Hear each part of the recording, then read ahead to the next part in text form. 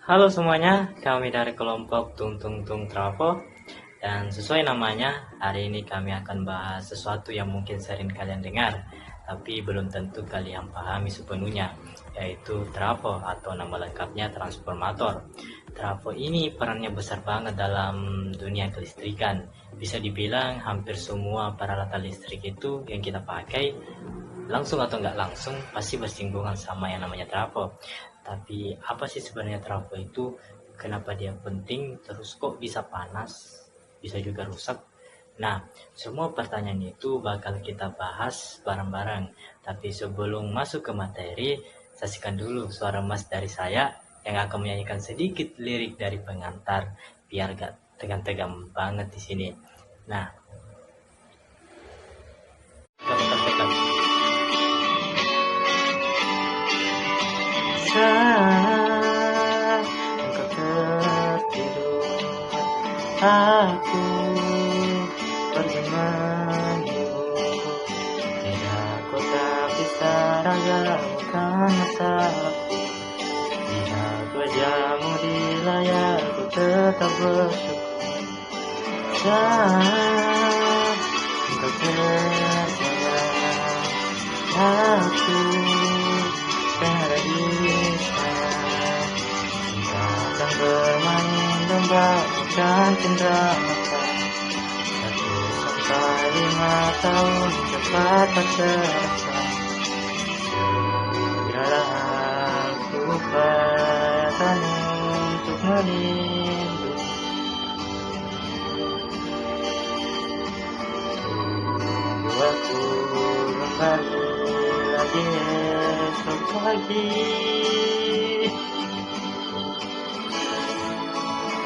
Tunggu lebih baik, cari panggilanmu. Jadi lebih baik dibanding diriku. Untuk sementara ini aku menunggu barat jauh. Saat tewas kau kan mengerti. Itu dia tadi suara Mas dari saya.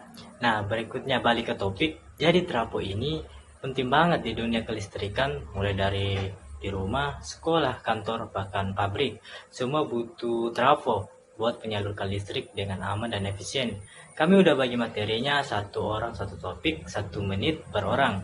Jadi total durasinya sekitar 19 menit. Nah, gaya penyampaian kita ini santai saja, yang penting isinya nyampe. Tetapi ada something spesial, yaitu kami menggunakan aksen India menambah kesan lucunya. Nah, materi yang bakal kita bahas di sini mencakupi pengertian trafo, perbedaan trafo, jenis-jenis trafo, prinsip kerja, bagian-bagian trafo, dan lain sebagainya. Nah, semoga setelah presentasi ini kita semua jadi lebih paham dan nggak cuma bisa dibilang trafo kotak besar di tiang listrik, tapi tahu juga fungsinya, jalannya, dan kenapa dia sepenting itu. Mungkin kita bisa lanjut ke pemateri yang akan memaparkan materi tentang trafo ini beraksen India. Terima kasih. Transformator satu fasa adalah perangkat listrik yang mengubah arus bolak-balik AC dari satu level tegangan tertentu ke tegangan yang lain dengan menggunakan satu fasa AC. Trafo ini terdiri dari 2 kumparan yang dililitkan pada inti besi, yaitu kumparan primer dan sekunder yang terisolasi secara elektrik.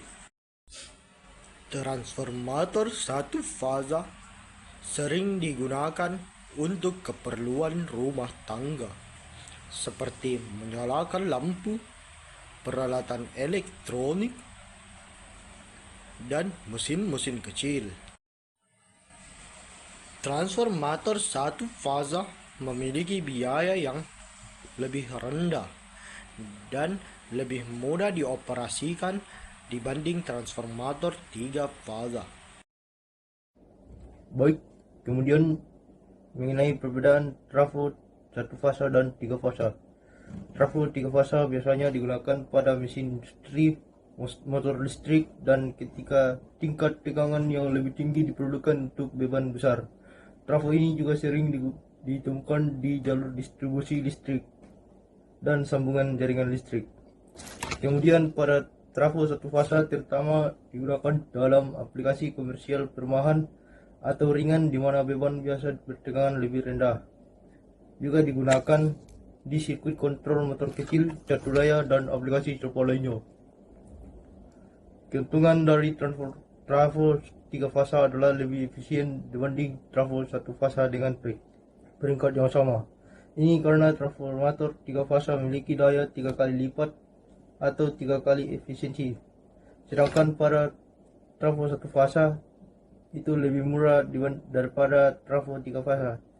Ini karena desainnya lebih disederhanakan yang hanya membutuhkan satu kumparan primer dan satu kumparan sekunder dibandingkan dengan tiga fasa untuk transformator tiga fasa.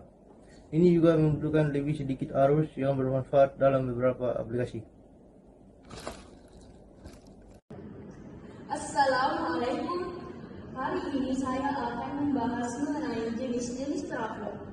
Trafo terbagi menjadi dua bagian berdasarkan jenis diritannya. Yang pertama ada trafo step up dan trafo step down.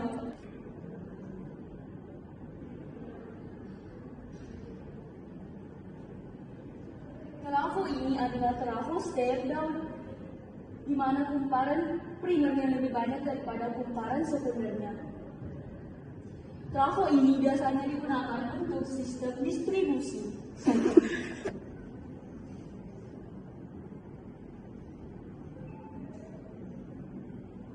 Ini adalah trafo step up. Trafo step up memiliki lebih banyak kumparan di sekunder daripada kumparan di primer. Trafo ini digunakan untuk proses transmisi. Selanjutnya yaitu prinsip kerja pada trafo. Sumber AC mengalirkan arus ke kumparan primer sehingga pada kumparan primer timbul medan magnet sesuai hukum Ohm.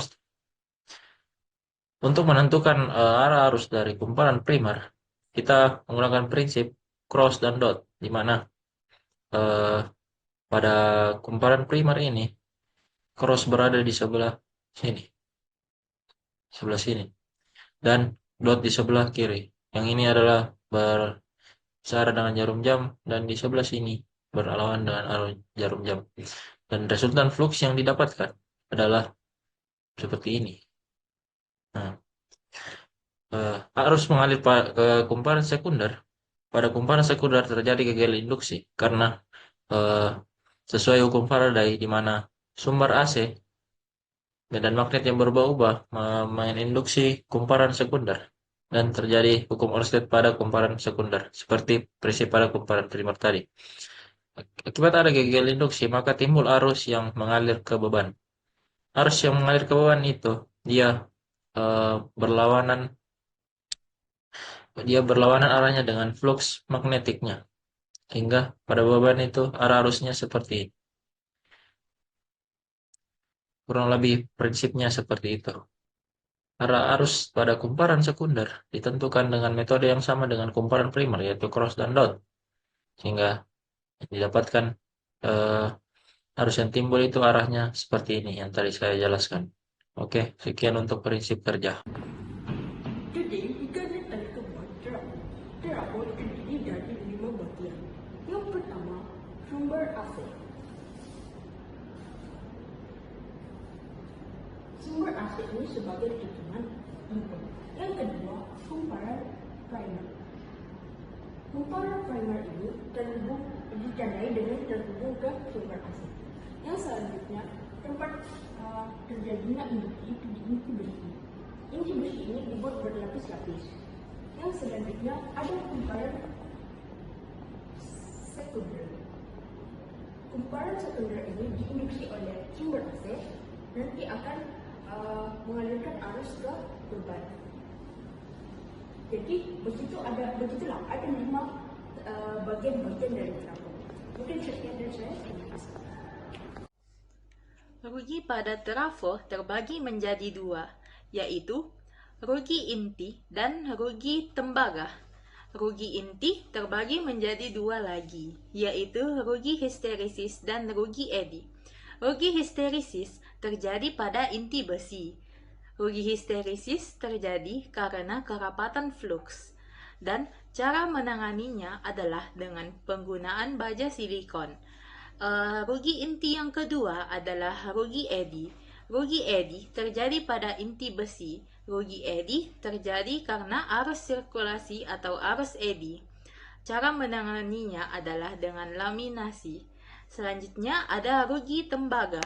Rugi tembaga terjadi pada kumparan tembaga. Rugi tembaga terjadi karena hambatan dalam kumparan tembaga. Cara menangani rugi tembaga adalah dengan menggunakan minyak trafo. Halo, pernahkah kamu memegang trafo lalu terasa panas? Kenapa trafo bisa panas? Nah, panas itu muncul karena beberapa hal. Pertama, karena kerugian tembaga. Saat arus mengalir, kawat penghantar menghasilkan panas karena resistansi. Yang kedua, ada kerugian inti besi, di mana panas yang disebabkan oleh arus eddy ditambah dengan histerisis pada inti besi, di mana pada arus eddy ditambah dengan histerisis menyebabkan trafo menjadi panas. Yang ketiga, beban berlebih atau overload. Saat trafo dipaksa bekerja di luar kapasitasnya, suhu akan naik ke atas, atau beban yang berlebih sama dengan suhu naik. Dan yang terakhir, ventilasi yang buruk, di mana jika panas tidak keluar, ya tentu saja trafo jadi makin lebih panas. Ventilasi yang buruk sama dengan panas yang terjebak. Jadi, jaga trafo dari beban yang berlebih dan pendinginannya yang baik, menjadikan trafo menjadi awet dan aman. 3. Selanjutnya, rasio trafo. Rasio lilitan trafo merupakan hubungan antara kumparan sekunder dan kumparan primer, di mana kumparan dinyatakan dalam N, N1 untuk kumparan primer dan N2 untuk kumparan sekunder. Selanjutnya, rasio trafo terbagi menjadi dua, yaitu rasio tegangan dan rasio arus, di mana rasio tegangan berbanding lurus dengan perbandingan kumparan.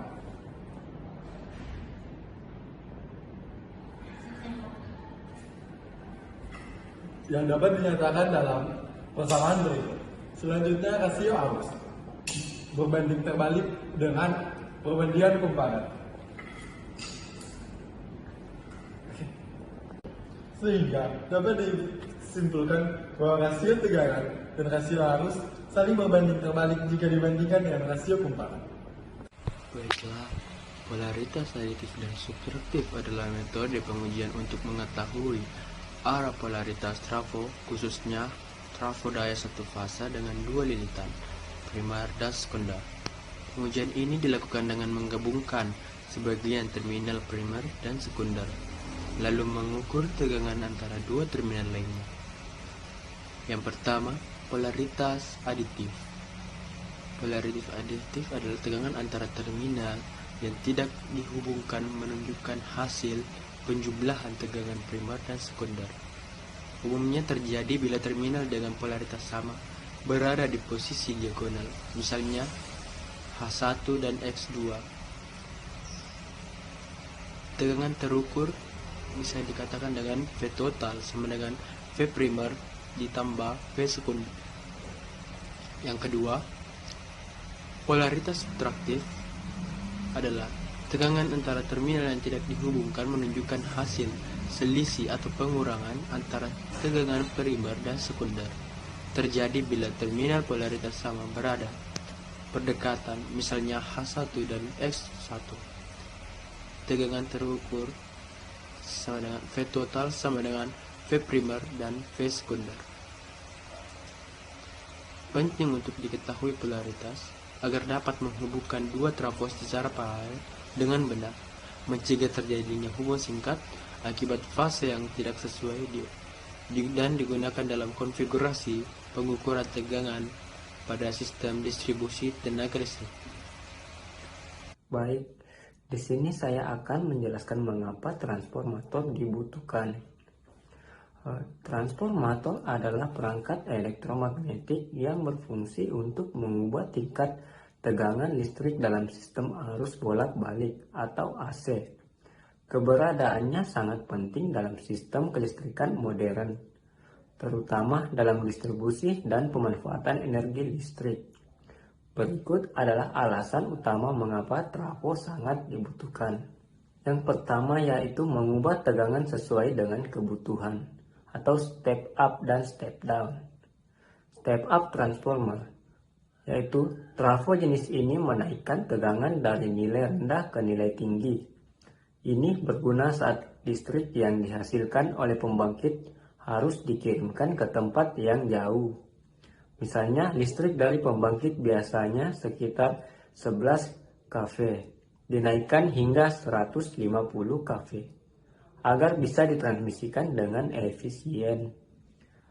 Selanjutnya yaitu step down transformer. Trafo ini menurunkan tegangan tinggi menjadi tegangan rendah, agar aman digunakan oleh konsumen. Misalnya tegangan 150 kV diturunkan menjadi 220 kV. Yang kedua yaitu mengurangi rugi daya selama transmisi. Dalam proses transmisi daya listrik melalui kabel, terjadi rugi daya yang disebabkan oleh hambatan. Lewat rugi daya dihitung dengan rumus P sama dengan I kuadrat kali R, yang dimana P adalah rugi daya, yang I adalah arus listrik, dan R adalah hambatan kabel. Selanjutnya, penerapan trafo. Trafo pada pembangkit listrik digunakan sebagai penaik tegangan. Yang digunakan adalah trafo step up. Dan pada distribusi listrik digunakan trafo step down. Dikarenakan pada proses transmisi listrik, tegangan yang mengalir masih sangatlah tinggi. Kemudian, aplikasi transformator yang dapat kita lihat dalam kehidupan sehari-hari, contohnya pada adaptor charger. Pada adaptor charger, kita bisa melihat tegangan yang mengalir yakni 220 volt. Kemudian, pada rangkaian trafo dalam adaptor, tegangannya diturunkan, bervariasi sesuai dengan casnya. Contohnya 220 menjadi 5 volt. Perbedaan transformator pada rumah tangga dan transformator pada industri. Transformator pada rumah tangga umumnya berukuran kecil, berfungsi menurunkan tegangan dari sumber listrik 220 volt agar aman digunakan pada peralatan elektronik dengan daya yang rendah tanpa perawatan yang banyak. Sementara untuk transformator di industri itu menggunakan tegangan yang besar, mampu menangani daya yang tinggi, yang ukurannya itu hingga ratusan kilovolt ampere atau bahkan lebih, digunakan untuk menaikkan dan menurunkan tegangan sesuai kebutuhan mesin industri, dan memerlukan sistem pendingin serta perawatan yang rutin karena beroperasi dalam skala yang besar. Selanjutnya, hal-hal yang dapat merusak trafo. Yang pertama, overload atau beban yang berlebih. Hal itu yang bisa menyebabkan terlalu banyak beban melebihi kapasitas nominal trafo. Dapat menyebabkan pemanasan berlebih dan mempercepat degradasi osilasi. Yang kedua, gangguan short circuit. Arus hubung singkat yang tinggi bisa merusak gulungan dan komponen internal trafo, terutama jika terjadi secara berulang. Yang ketiga itu kelembapan dan air. Kelembapan tinggi atau kebocoran air dapat menurunkan isolasi dan menyebabkan loncatan listrik dalam trafo. Yang keempat, kualitas minyak trafo yang buruk. Untuk trafo berisi minyak Kualitas minyak yang menurun dapat mengurangi kemampuan pendinginan dan isolasi.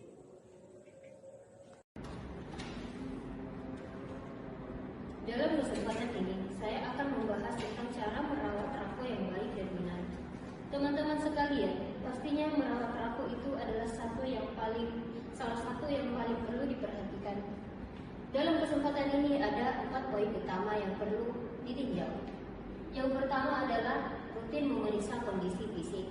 Kondisi fisik pada transformator memanglah sangat perlu untuk ditinjau, karena ketika terjadi korosi, maka itu akan menjadi sesuatu yang fatal. Kemudian kerusakan pada inti besi, kumparan, dan pendingin sangat perlu untuk diperhatikan, karena itu merupakan bagian-bagian penting dari transformator.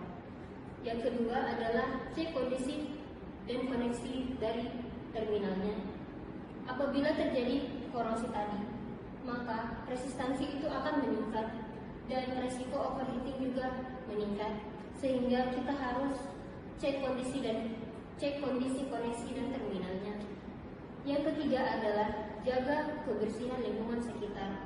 Kebersihan lingkungan sekitar dari trafo memang sangat perlu juga untuk ditinjau, karena apabila terdapat sampah yang bertumpukan, maka operasi trafo tersebut tidak dapat bekerja dengan baik. Yang terakhir adalah ikuti jadwal maintenance yang direkomendasikan. Setiap transformator pastinya memerlukan jadwal-jadwal yang paling penting untuk kita perhatikan, karena salah satu cara untuk menjaga trafo yang baik dan benar adalah dengan mengikuti jadwal maintenance tersebut. Jadi teman-teman harus memperbaiki dan melihat situasi dari transformator tersebut agar dapat bekerja dengan optimal. Sekian dari saya, terima kasih. Jadi, setelah kita mengetahui lebih dalam mengenai transformator, dapat kita simpulkan bahwasanya transformator atau trafo adalah salah satu komponen penting dalam sistem kelistrikan yang berfungsi untuk menaikkan atau menurunkan tegangan listrik ke bolak-balik AC tanpa mengubah frekuensinya. Prinsip kerja transformator didasari pada hukum Faraday tentang induksi elektromagnetik, yaitu perubahan arus listrik pada kumparan primer akan menghasilkan medan magnet yang kemudian menginduksi tegangan pada kumparan sekunder. Jenis-jenis transformator beragam, mulai dari trafo step up, step down, hingga auto transformator yang masing-masing memiliki fungsi dan aplikasi berbeda. Dalam praktiknya, transformator banyak digunakan di berbagai bidang, seperti pada pembangkit listrik, sistem distribusi daya, alat-alat elektronik, hingga charger perangkat sehari-hari. Akan tetapi, walaupun efisiensi transformator sangat tinggi, tetap terdapat beberapa rugi-rugi seperti rugi tembaga, rugi inti besi, dan rugi arus eddy yang perlu kita perhatikan. Nah, dengan memahami prinsip dan cara kerja transformator, kita bisa semakin menyadari betapa vital perannya dalam mendukung sistem kelistrikan. Transformator membantu memastikan aliran listrik yang stabil dan sesuai kebutuhan, hingga peralatan elektronik yang kita dapat bekerja dengan baik dan aman. Harapannya, setelah pembahasan ini, kita tidak hanya tahu mengenai fungsinya, akan tetapi juga lebih menghargai pentingnya teknologi ini dalam kehidupan sehari-hari. Semoga penjelasan mengenai transformator yang dibawakan oleh kelompok kami ini dapat bermanfaat dan menambah wawasan kita bersama. Lebih dan kurangnya, mohon dimaafkan. Assalamualaikum warahmatullahi wabarakatuh.